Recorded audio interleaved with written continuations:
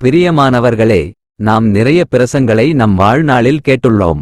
நாம் கிறித்தவர்களாக இருந்து கோயிலுக்கு எல்லா வாரமும் தவறாமல் சென்ற போதிலும் நாம் நிறைய பிரச்சனைகளை நம் வாழ்வில் சந்திக்கிறோம். புறஜாதியார் என்ன எல்லாம் பிரச்சனைகளை சந்திக்கிறார்களோ அவைகளை நாமும் சந்திக்கிறோம். கிறிஸ்தவர்களாகிய நாம் தேவாலயங்களுக்கு சென்றாலும் புற்றுநோய், டயாலிசிஸ், சிறுநீரகச் செயலிழப்பு, சுவாசக் கோளாறுகள், பக்கவாதம் மற்றும் பல நோய்களுக்கு ஆளாகிறோம். தேவன் இயேசுவா குணப்படுத்துபவர் என்றால், நோய் வந்தால் கிறிஸ்தவர்கள் ஏன் மருத்துவமனைகளுக்கு செல்லுகின்றனர்? இவர்கள் ஏன் கோயிலுக்கு செல்லவில்லை? அப்படியே கோவிலுக்கு சென்றாலும் தேவாலய பிரசங்கிகளால் ஏன் குணப்படுத்த முடியவில்லை? தேவாலயத்தில் தேவன் இருந்தால் நோய் வந்த கிறிஸ்தவர்களுக்கு உடனே குணமாகுமே. பின்னர் எதற்கு மருத்துவமனைகளுக்கு செல்லுகின்றனர்? தேவாலய பிரசங்கிகள் தேவன் முன்னிலையில் நிற்பவர்கள் என்றால் மருத்துவர்களை ஏன் இவர்களே நாடுகின்றனர்? ஏதாவது பிரச்சினை வரும்போது ஏன் இந்த நம்பிக்கை இல்லாத நிலையில் கிறிஸ்துவர்கள் செல்லுகிறார்கள்? அப்படியானால் கிறித்துவ சமுதாயத்திற்கும் மற்ற சமுதாயத்திற்கும் என்ன வித்தியாசம் இருக்கிறது? சற்று சிந்தித்துப் பாருங்கள். இரண்டுமே ஒன்று போலவே காட்சி தருகிறது. இதன் ஒற்றுமை என்னவென்றால், இரண்டுமே தங்களது மதத்தை தான் கட்டுகிறார்கள். தேவனுடைய ராஜ்யத்தை அல்ல. இவர்கள் தங்கள் இராஜ்யத்தை தான் உருவாக்குகிறார்களே தவிர தேவனுடைய ராஜ்யத்தை அல்ல. இயேசு கிறிஸ்து மதத்தை உருவாக்க பூமியில் வரவில்லை. இதனால் இவர்கள் சர்வல்லமையுள்ள தேவனாகிய கர்த்தர் இயேசுவாவுக்காக வேலை செய்யவில்லை.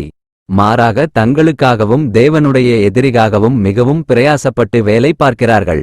இதை கேட்கும்போது ஒருவேளை நீங்கள் அதிர்ச்சி அடையலாம். ஆனால் இதுதான் உண்மை. இதை குறித்து சற்று விரிவாக இந்த கூடுகையில் தியானிக்கலாம். வேதாகமத்தின் பழைய ஏற்பாடு சட்டங்கள் எல்லாம் மாமிசம் சார்ந்ததாக எழுதப்பட்டுள்ளது. மாமிசம் சார்ந்ததாக நடவடிக்கைகள் என்னவென்றால், தவறாமல் வாரந்தோறும் கோவிலுக்குச் செல்ல வேண்டும். ஓய்வு நாளை கட்டாயம் கடைபிடிக்க வேண்டும். தசமபாகம் மற்றும் காணிக்கை தவறாமல் கொடுக்க வேண்டும். பலிகள் செலுத்துவது, ஆண்கள் விருத்தசேதனம் செய்ய வேண்டும். இதைப்போல இன்னமும் பல சடங்குகள் உள்ளது. இவையெல்லாம் செய்பவன் பூமியில் மட்டுமே நல்லா வாழ்வான். இவர்கள் இறந்த பிறகு பரலோகம் செல்வதற்கான எந்த ஒரு உத்தரவாதமும் கிடையாது. இது தான் பழைய ஏற்பாட்டின் கருத்து. உங்கள் கையில் பரிசுத்த வேதாகமம் இருந்தால் கலாத்தியர் 3ஆம் அதிகாரம் 11 மற்றும் 12ஆம் வசனத்தை திருப்பி பாருங்கள். நியாயப்பிரமாணத்தினாலே ஒருவனும் தேவனிடத்தில் நீதிமானாகிறதில்லை என்பது வெளியரங்கமாயிருக்கிறது. ஏனெனில் விசவாசத்தினாலே நீதிமான் பிழைப்பான் என்று எழுதியிருக்கிறதே. நியாயப்பிரமாணமோ விசவாசத்திற்குரியதல்ல, அவைகளைச் செய்கிற மனுஷனே அவைகளால் பிழைப்பான். கடைசி பகுதியை திரும்ப வாசிப்போம். நியாயப்பிரமாணமோ விசவாசத்திற்குரியதல்ல, அவைகளைச் செய்கிற மனுஷனே அவைகளால் பிழைப்பான். இங்கே பாருங்கள், நியாயப்பிரமாணத்தினாலே ஒருவனும் தேவனிடத்தில் நீதிமானாகிறதில்லை. நியாயப்பிரமாணமோ விசவாசத்திற்குரியதல்ல, அவைகளைச் செய்கிற மனுஷனே அவைகளால் பிழைப்பான். பழைய ஏற்பாட்டு சடங்குகளினால் நாம் யாரையும் நியாயப்படுத்த முடியாது. இது புதிய ஏற்பாட்டு நற்செய்திக்கு எதிரானது மற்றும் விசவாசத்திற்கும் எதிரானது. எனவே தான் இந்த மாம்ச வழிபாட்டு சடங்கு முறையை புதிய ஏற்பாட்டு காலகட்டத்துக்கு தேவன் இயேசுவா ஆவி வழிபாட்டு முறைக்கு மாற்றினார். தேவன் ஆவியாக இருப்பதால் அவரை ஆவியில் தொழுது கொள்ள வேண்டும் என்பது தான் புதிய ஏற்பாட்டு சுவிசேஷம். யோவான் 4ஆம் அதிகாரம் 24ஆம் வசனத்தை வாசியுங்கள். தேவன் ஆவியாயிருக்கிறார், அவரை தொழுது கொள்ளுகிறவர்கள் ஆவியோடும் உண்மையோடும் அவரை தொழுது கொள்ள வேண்டும் என்றார். அதனால் இந்த புதிய ஏற்பாட்டு காலத்தில் யார் எல்லாம் மாமிச ரீதியான பழைய ஏற்பாட்டு சட்டத்தை கடைபிடிக்கிறார்களோ அவர்கள் எல்லோருமே பழைய ஏற்பாட்டு சாபத்தையும் தங்களுக்கு வரவேற்கிறார்கள். இவர்கள் இயேசுவா மேசியாவின் புதிய ஏற்பாட்டு சுவிசேஷத்திற்கு எதிராக போகிறார்கள். அதனால் சாபமும் கூட வரும். பழைய ஏற்பாட்டு சடங்கில் ஒன்றை நாம் பார்ப்போம். யூதர்களுக்கு என்று கோயில் கட்டி அதை மேன்மைப்படுத்துவது பழைய ஏற்பாட்டு சடங்காகும். இந்த கோட்பாட்டை புதிய ஏற்பாட்டு காலத்தில் கடைபிடித்தால் சாபங்கள் தானாகவே வரும். ஒரு விதமான பெரிய சாபம்தான் மனிதனின் கொடூர வியாதிகள். புதிய ஏற்பாட்டை பழைய ஏற்பாட்டுடன் கலப்பதன் மூலம் ஒரு புதிய மதம் உருவாகி வேறொரு கோட்பாட்டை வெளிப்படுத்தியிருக்கிறது. இந்த மதம் ஒரே பெயரில் அழைக்கப்படலாம், ஆனால் இது வேறுபட்டது. இந்த மதம் வேறொரு ஆவியால் நடத்தப்படுகிறது. இது இயேசுவா தேவனுடைய பரிசுத்த ஆவியினால் நடத்தப்படவில்லை. இந்த பலனற்ற செயல்களைத்தான் தேவன் இப்போது இந்த கடைசி காலத்தில் காதில் கேட்டு அதை குறித்து சிந்திப்பவர்களுக்கு எச்சரிக்கிறார். 2 கொரிந்தியர் 11ஆம் அதிகாரம் 4ஆம் வசனத்தை தியானித்து பாருங்கள். எப்படியெனில், உங்களிடத்தில் வருகிறவன் நாங்கள் பிரசங்கியாத வேறொரு இயேசுவை பிரசங்கித்தானானால் அல்லது நீங்கள் பெற்றிராத வேறொரு ஆவியையும் நீங்கள் ஏற்றுக்கொள்ளாத வேறொரு சுவிசேஷத்தையும் பெற்றீர்களானால் நன்றாய்ச் சகித்திருப்பீர்களே. தேவன் இயேசுவா எந்த மதத்தையும் உருவாக்க இந்த உலகத்திற்கு வரவில்லை. அனைவருக்கும் பரலோக ராஜ்யத்திற்கான வழியை காட்ட மட்டுமே வந்தார். இதை யோவான் 14:6 வாசித்து பாருங்கள். அதற்கு இயேசு, நானே வழியும் சத்தியமும் ஜீவனுமாயிருக்கிறேன். என்னாலே இல்லாமல் ஒருவனும் பிதாவினிடத்தில் வரான். தேவாலயங்களில் பழைய ஏற்பாட்டையும் புதிய ஏற்பாட்டையும் கலப்பதால் இயேசுவாவும் பரிசுத்த ஆவியும் தேவாலயங்களை விட்டு வெளியேறிவிட்டனர். தேவன் இயேசுவா வெளியேறிய உடன் தீய ஆவிகள் அதற்குள் வந்து ஆக்கிரமம் செய்துவிட்டனர். அதனுடன் பழைய ஏற்பாட்டில் உள்ள சாபங்களும் கூடவே வந்துவிட்டது. தேவாலயங்களில் தேவன் இயேசுவா இல்லாமல் எப்படி உங்கள் பிரச்சனைகள் தீரும் என்று எதிர்பார்க்கிறீர்கள்? கேட்கிறதற்கு காதுள்ளவன் கேட்கக்கடவன் என்று மத்தேயு 11:15 தேவன் இயேசுவா கூறியுள்ளார். தேவன் இயேசுவா தேவாலயங்களிலிருந்து வெளியேறியதினால் சாபங்கள் தானாகவே வந்து குவிந்துள்ளன. இதனால் தேவாலயங்களுக்கு செல்பவர்களுக்கும் புற வழிபாட்டு செய்பவர்களுக்கும் ஒரே மாதிரியான பிரச்சினைகள் தான் இருக்கிறது. 1 கொரிந்தியர் 16:22 பாருங்கள். சாபம் வருமா என்று ஒருவன் கர்த்தராகிய இயேசு கிறிஸ்துவினிடத்தில் அன்பு கூறாமற் போனால் அவன் சபிக்கப்பட்டவனாயிருக்க கடவன். கர்த்தர் வருகிறார். இந்த வசனத்தில் ஒருவன் கர்த்தராகிய இயேசு கிறிஸ்துவினிடத்தில் அன்பு கூறாமற் போனால் என்பது அவர் சொன்ன வார்த்தைகளின்படி நடக்காதவர்கள் என்பதாகும். இதை நீங்கள் யோவான் 14:24 காணலாம். என்னில் அன்பாயிராதவன் என் வசனங்களை கைக்கொள்ளமாட்டான். நீங்கள் கேட்கிற வசனம் என்னுடையதாயிராமல் என்னை அனுப்பின பிதாவினுடையதாயிருக்கிறது. பழைய ஏற்பாட்டு சட்டங்களும் சடங்குகளும் வெறும் யூத ஜனங்களுக்கு மட்டும்தான் கொடுக்கப்பட்டிருந்தது. அது எந்த காலத்திலும் எந்த புறஜாதியினருக்கும் கொடுக்கப்படவில்லை. இதனால் அது எந்த காலத்திலும் எந்த புறஜாதியினருக்கும் கிடையாது. தேவன் இயேசுவாவால் புதிய ஏற்பாட்டு நற்செய்தி என்று தரப்பட்டதோ அன்றிலிருந்து யாருக்குமே பழைய ஏற்பாட்டு சட்டங்களும் சடங்குகளும் கிடையாது. தேவன் இயேசுவாவே இந்த பழைய ஏற்பாட்டு சட்டங்களையும் சடங்குகளையும் முற்றிலுமாக ஒழித்தார். அதற்கு பிறகு புறஜாதிகளும் யூதர்களும் புதிய ஏற்பாட்டு நற்செய்தியை மாத்திரம்தான் பின்பற்ற வேண்டும். யூதர்களுக்கும் இப்போது பழைய ஏற்பாட்டு சட்டங்களும் சடங்குகளும் கிடையாது. எபிரேயர் 8:13 தெளிவாக இதை குறித்து எழுதப்பட்டிருக்கிறது. வாசிப்போம். புது உடன்படிக்கை என்று அவர் சொல்லுகிறதினாலே முந்தினதை பழமையாக்கினார். பழமையானதும் நாள்பட்டதுமாயிருக்கிறது உருவழிந்து போக காலம் சமீபித்திருக்கிறது. ஆங்கில வேதாகமத்தில் புதிய ஏற்பாட்டை அ நியூ கவனன்ட் என்று கூறப்பட்டிருக்கிறது. பழைய ஏற்பாட்டை த ஃபர்ஸ்ட் என்று குறிப்பிடப்பட்டிருக்கிறது. இது ஒழிக்கப்பட்டு விட்டதை ஆப்சலீட் மற்றும் வானிஷ் அவே என்றும் குறிப்பிடப்பட்டிருக்கிறது. புது உடன்படிக்கை என்று இயேசு சொல்லுகிறதினாலே பழைய உடன்படிக்கையை அவர் பழமையாக்கினார். இதனால் பழைய ஏற்பாட்டு நாள்பட்டதுமாயிருக்கிறது. அது உருவழிந்து போகிற காலம் இப்போதுதான். ஆனால் தேவாலயங்கள் இன்றும் பழைய ஏற்பாட்டின் சடங்குகளை தான் பின்பற்றுகிறது. தேவன் இயேசுவாவின் வார்த்தைகளுக்கு கீழ்ப்படியாமல் தூபம் காட்டுதல், ஒரு கூட்டத்துக்கு ஒருவரே தலைவராக காலங்காலமாக இருப்பது, பின்னர் அவர்கள் சந்ததி இருப்பது, ஞாயிறு அல்லது சனி அல்லது வாரத்தில் ஏதாவது ஒரு நாளில் கட்டாயம் வழிபாடு செய்வது, தேவாலயத்தில் உள்ள பொருட்களையும் தேவாலய கட்டிடங்களையும் மேன்மைப்படுத்துவது, தசமபாகம் மற்றும் காணிக்கைகள் பெறுவதும் கொடுப்பதும், இன்னும் இதை போன்ற பலவற்ற பழைய ஏற்பாட்டு சட்டங்களையும் சடங்குகளையும் பின்பற்றுகின்றன. இந்த சடங்குகளை தான் தேவன் இயேசுவா ஒழித்துவிட்டார். ஆனால் அவருடைய வார்த்தைகளுக்கு கீழ்ப்படியாமல் இன்னமும் அதையே தான் செய்து கொண்டிருக்கிறார்கள். இது தேவனுடைய வார்த்தைக்கு முற்றிலும் புறம்பாக உள்ளது. இதனால் நிச்சயம் சாபம் பின் தொடரத்தான் செய்யும். இதனால் தான் தேவன் இயேசுவா பழைய ஏற்பாட்டு சாபங்களை நீக்குவதற்காக இவ்வுலகிற்கு வந்தார். அவர் நம்முடைய சாபங்களை எல்லாம் தனக்கு மேல் ஏற்றுக்கொண்டு சிலுவையில் அறையப்பட்டு மரணம் அடைந்தார். கலாத்தியர் 3:13 சொல்லுகிறது, மரத்திலே தூக்கப்பட்ட எவனும் சபிக்கப்பட்டவன் என்று எழுதியிருக்கிறபடி கிறிஸ்து நமக்காகச் சாபமாகி நியாயப்பிரமாணத்தின் சாபத்திற்கு நம்மை நீங்களாக்கி மீட்டுக்கொண்டார். பழைய ஏற்பாட்டு காலத்தில் இவ்வாறு யாரேனும் தண்டிக்கப்பட்டால் அவர்களை சபிக்கப்பட்ட மனிதன் என்று கருதப்பட்டது. அரச சட்டத்திற்கு விரோதமாக கொடிய அக்கிரமம் செய்கிறவர்களைத்தான் சிலுவையில் அறைந்து கொல்லுவார்கள். ஆனால் இயேசுவா ஒரு குற்றமும் செய்யாத ஒரு பரிசுத்தர். இதை புறஜாதியினர் கூட சாட்சியாக கூறினார்கள். ரோமாபுரி அதிகாரியான பிலாத்து கூட இவர் குற்றம் செய்யாதவர் என்று 3 முறை அறிக்கை செய்கிறார் என்பதை லூக்கா 23:4 காணலாம். அப்பொழுது பிலாத்து பிரதான ஆசாரியர்களையும் ஜனங்களையும் நோக்கி, இந்த மனுஷனிடத்தில் நான் ஒரு குற்றத்தையும் காணவில்லை என்றான். ஒரு சிறிய பாவக்கரையும் அவரிடம் காணப்படவில்லை. நம்மை மாதிரியான பாவிகளை காப்பாத்துவதற்காக அவர் தன்னை பாவியாக மாற்றினார். பழைய ஏற்பாட்டு காலத்தில் புறஜாதினர் எல்லோருமே சபிக்கப்பட்ட ஜனங்கள். அவர் இந்த சாபத்தை சிலுவையில் தன்னை கொடுத்ததன் மூலம் நம்மை மீட்டுக்கொண்டார். பழைய ஏற்பாட்டு சட்டங்களை ஒழிப்பதற்காக அவர் தனது முழு இரத்தத்தையும் சிலுவையில் சிந்தினார்.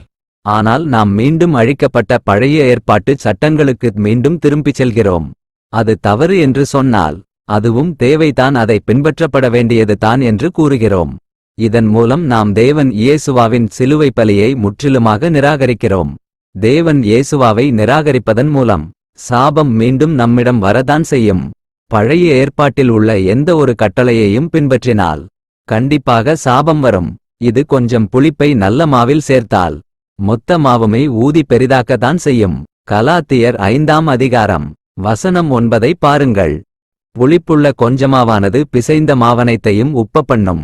இந்த பழைய ஏற்பாட்டு சட்டங்களும் சடங்குகளும் பழைய ஏற்பாட்டு கால யூத ஜனங்களுக்கு மட்டுமே கொடுக்கப்பட்டிருந்தது. யூதர்கள் நியாயப்பிரமாணத்தை பின்பற்றவில்லை என்றால் பழைய ஏற்பாட்டு காலத்தில் அவர்களுக்கு சாபங்கள் வரும். ஆனால் புறஜாதிகளுக்கு நியாயப்பிரமாணமும் கிடையாது, தேவனும் கிடையாது. இவர்கள் சபிக்கப்பட்ட ஜனங்கள். அவர்களுக்கு ரட்சிப்பே கிடையாது. தேவன் இயேசுவா தம்மையே தியாகம் செய்த பிறகு பழைய ஏற்பாட்டு சட்டங்களை மூன்றிலுமாக நீக்கப்பட்டது. இது யூத ஜனங்களுக்கு கூட கிடையாது. யூதர்கள் மற்றும் புறஜாதிகள் இருவருக்குமே புதிய ஏற்பாட்டு சுவிசேஷம் மட்டும்தான். ஆனால் நீங்கள் இன்னும் அதே பழைய ஏற்பாட்டை பின்பற்றினால் பழைய ஏற்பாட்டில் சொல்லப்பட்ட சாபங்கள் தானாகவே வரும். இதனால் வியாதிகளும் பிரச்சனைகளும் நம் வாழ்வில் சாபமாக மேலோங்கும். பாவத்தினால் வியாதிகளும் பிரச்சனைகளும் ஏற்படும். நாம் நினைக்கலாம், நான் ஒரு பாவமும் செய்யவில்லையே, அதிலும் குறிப்பாக பழைய ஏற்பாட்டு 10 கட்டளைகளையும் ஒருபோதும் மீறியது இல்லையே, பின்னர் ஏன் என் வாழ்வில் வியாதிகளும் பிரச்சனைகளும் வருகின்றன என்று. இதன் காரணம், நாம் பழைய ஏற்பாட்டு சடங்குகளில் ஏதேனும் ஒன்றை பின்பற்றியிருந்தால் நாம் பாவத்தின் பிணைப்பில்தான் இருக்கிறோம். ஏனெனில் பழைய ஏற்பாட்டு சடங்குகள் புதிய ஏற்பாட்டில் தவிர்க்கப்பட்டுவிட்டன. எனவே பழைய ஏற்பாடு சட்டங்கள் முற்றிலுமாக வீணாகிவிட்டது. ஆனால் நாம் இன்னமும் அதை பின்பற்றுகிறோம் என்றால் நாம் தேவன் இயேசுவாவின் வார்த்தைகளுக்கு கீழ்ப்படியவில்லை என்று அர்த்தம். இதனால் அது பாவமாக நம்மில் மாறிவிட்டது.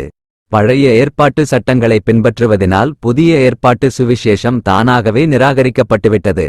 அதாவது நாம் தேவன் இயேசுவாவை நிராகரித்துவிட்டோம். இதனால் பாவம் நமக்குள் வந்துவிட்டது. நாம் பாவம் செய்யும் போது அதற்கு அடிமையாகி விடுகிறோம். நாம் சரியான பாதையில்தான் செல்கிறோம் என்று நினைக்கிறோம். ஆனால் நாம் பாவத்திற்கு பிணைக்கப்பட்டிருக்கிறோம். அதாவது பிசாசுக்கு கட்டுப்பட்டு உள்ளோம். நமது பாதை பழைய ஏற்பாட்டு சட்டங்களுக்கும் சடங்குகளுக்கும் மாறிவிட்டது. இது நம் கண்களை மறைத்துவிட்டது. இதனால் இதை கண்டுபிடித்து விட்டுவிடுவது மிகவும் கடினமான ஒன்றாகும். எனவே நாம் பாவ பாதையில் இருக்கிறோம். அதாவது பாவத்தில்தான் இருக்கிறோம். தேவனுடைய வார்த்தைகளுக்கு எதிராக செய்வதுதான் பாவம். 1 சாமுவேல் 15ஆம் அதிகாரம் 23ஆம் வசனம் இதை குறித்து கூறுவதை வாசிக்கலாம். இரண்டகம் பண்ணுதல் பெல்லிசூனிய பாவத்துக்கும் முரட்டாட்டம் பண்ணுதல் அவபக்திக்கும் விக்கிரகாராதனைக்கும் சரியாயிருக்கிறது. இது ஒரு பயங்கரமான நோயாகும். இதை எளிதில் குணப்படுத்த முடியாது. எனவே இது நித்திய மரணத்திற்கு கொண்டு செல்லும். இந்த உலகிலேயே நாம் அமைதியும் மகிழ்ச்சியும் இல்லாமல் வாழ்கிறோம். ஆனால் உலகத்தை விட்டு சென்ற பிறகு இது நித்திய மரணத்திற்கு கொண்டு விடுகிறது. ரோமர் 6ஆம் அதிகாரம் 23ஆம் வசனத்தை பாருங்கள். பாவத்தின் சம்பளம் மரணம். நாம் செய்யும் பாவத்திற்கு கிடைக்கிற சம்பளம்தான் நித்திய மரணம், அதாவது நரகம். இந்த நித்திய மரணம் நம் ஆத்துமாவிற்கு தான். அதற்கு காலவரம்பு இல்லை. எனவே ஒருமுறை நரகத்திற்கு சென்றால் அது காலவரையறை இல்லாமல் நிரந்தரமாக அங்கே இருக்க வேண்டியது தான். ஒரு இரட்சகரும் வந்து காப்பாற்ற வரமாட்டார்கள். இந்த புதிய ஏற்பாட்டு காலத்தில் தேவன் இயேசுவாவின் வார்த்தைகள்தான் தேவனின் வார்த்தைகள். இதை நாம் மறுத்தால் நாம் தேவனுக்கு எதிராக கலகம் செய்கிறோம்.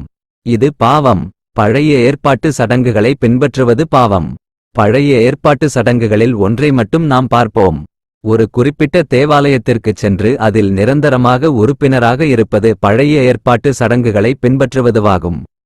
தேவன் இயேசுவாவின் வார்த்தைகளை பல இடங்களுக்கு சென்று நாம் பரப்ப வேண்டும் என்பதுதான் தேவனுடைய சித்தம். இதைத்தான் மத்தேயு 28ஆம் அதிகாரம் 19 மற்றும் 20ஆம் வசனத்தில் தேவன் கடைசியாக கூறியுள்ளார். வாசியுங்கள். ஆகையால் நீங்கள் புறப்பட்டுப் போய் சகல ஜாதிகளையும் சீஷராக்கி பிதா குமாரன் பரிசுத்த ஆவியின் நாமத்திலே அவர்களுக்கு ஞானஸ்நானம் கொடுத்து நான் உங்களுக்கு கட்டளையிட்ட யாவையும் அவர்கள் கைக்கொள்ளும்படி அவர்களுக்கு உபதேசம் பண்ணுங்கள். இதோ உலகத்தின் முடிவு பரியந்தம் சகல நாட்களிலும் நான் உங்களுடனே கூட இருக்கிறேன் என்றார். ஆமென். ஆனால் நாம் ஒரு தனி நபரின் கீழ் ஒரே இடத்தில் காலகாலமாக ஆலயம் என்று சொல்லிக்கொண்டே அங்கேயே இருக்கிறோம். இது பழைய ஏற்பாட்டு காலத்தின் பாபேல் கோபுரத்தை கட்டுவது போன்றது. ஒரு கட்டிட தேவாலயத்தை கட்ட தேவன் இயேசுவா யாரையும் ஒருபோதும் கேட்டதில்லை. தேவாலயத்தை கட்டும்படி தேவன் சொன்னார் என்று யாராவது சொன்னால் அவர்கள் தேவனின் வார்த்தைக்கு முற்றிலும் எதிரானவர்கள். இப்படிப்பட்டவர்கள்தான் பொய்யர்கள். ஆலய வழிபாடு பழைய ஏற்பாட்டுக் கால யூத ஜனங்களுடையது. அவர்கள் தங்கள் தேவாலயங்களுக்கு கட்டாயம் சென்று வழிபட வேண்டும். இன்னிசை, பழைய ஏற்பாட்டை வாசிப்பது, பாடல் பாடுவது போன்ற சில வழிபாடு முறைகள் அவர்களுடைய வழிபாட்டின் ஒரு முக்கிய பகுதியாக இருந்தன. இதை குறித்து நாம் வசனத்தில் பார்ப்போம். வாசியுங்கள். சங்கீதம் 81ஆம் அதிகாரம், வசனங்கள் 1 முதல் 4 வரை. நம்முடைய பெலனாகிய தேவனை கெம்பீரமாய் பாடி யாக்கோபின் தேவனை குறித்து ஆர்ப்பரியுங்கள்.